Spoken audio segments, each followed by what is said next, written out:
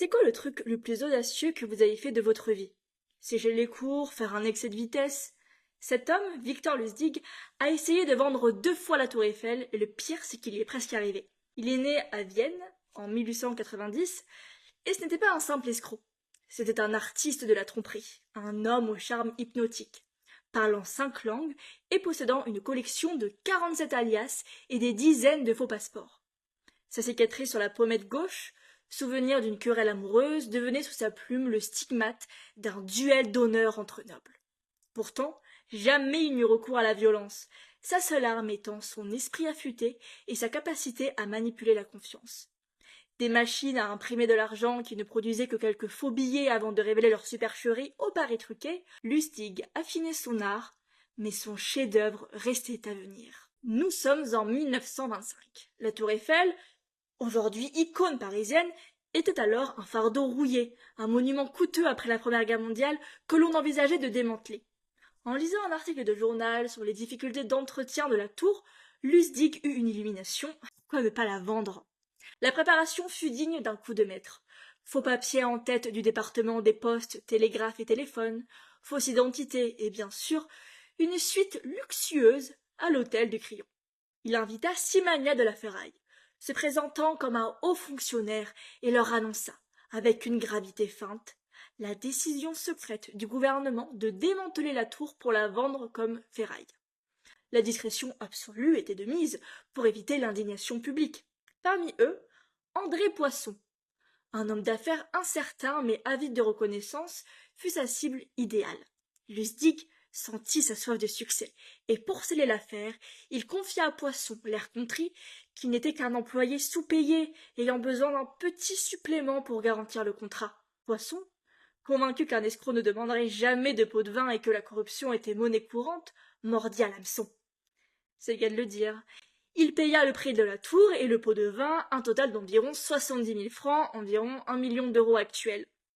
Mais après, vu qu'il n'y avait pas de tour Eiffel à vendre, Lustig s'est évanoui dans la nature, direction Vienne, et Poisson, trop humilié, ne signala jamais la fraude. Entre 1 mois et 1 an plus tard, on ne sait pas vraiment, l'absence de toute nouvelle sur son exploit audacieux poussa Lustig à l'impensable, revenir à Paris pour revendre la tour Eiffel une seconde fois.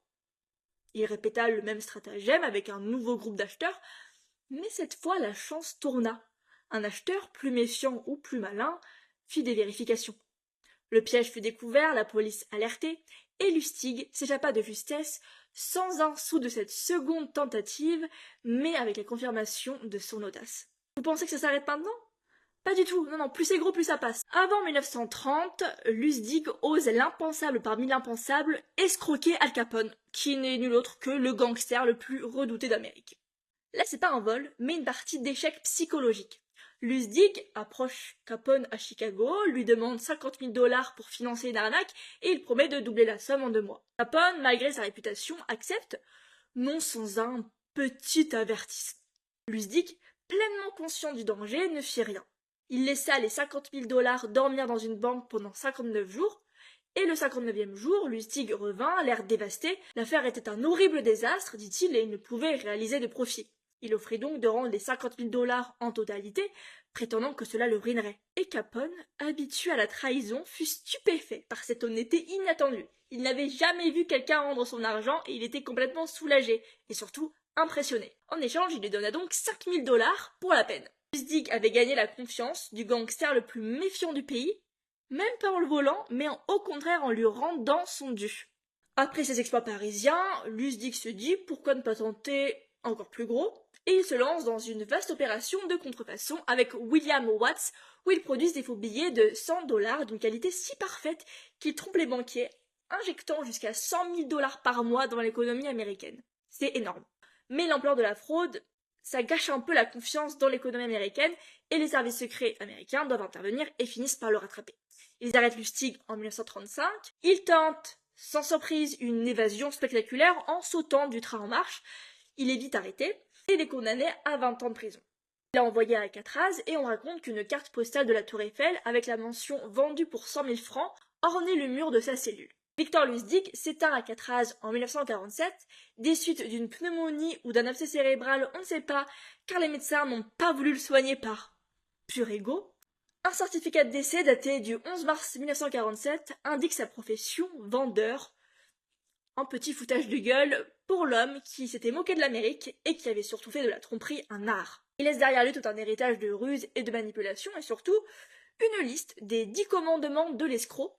Si vous voulez le lire, c'est des principes qui révèlent sa compréhension profonde de la psychologie humaine et surtout son art de la persuasion. C'était l'histoire de Victor Lustig, l'homme qui a essayé de vendre 2 fois la Tour Eiffel et qui n'a même pas tenté d'arnaquer Al Capone, mais qui l'a quand même arnaqué. C'est vraiment une histoire pour moi qui est incroyable parce que le type c'était vraiment le plus c'est gros, plus ça passe dans toute sa splendeur. Il a tout essayé, dès qu'il pouvait se faire un peu d'argent, il rentrait dedans et du moment qu'il se faisait pas attraper, et ben il continuait. Merci de m'avoir écouté, j'espère que vous avez apprécié m'écouter autant que j'appréciais vous parler. On se retrouve bientôt pour une nouvelle vidéo.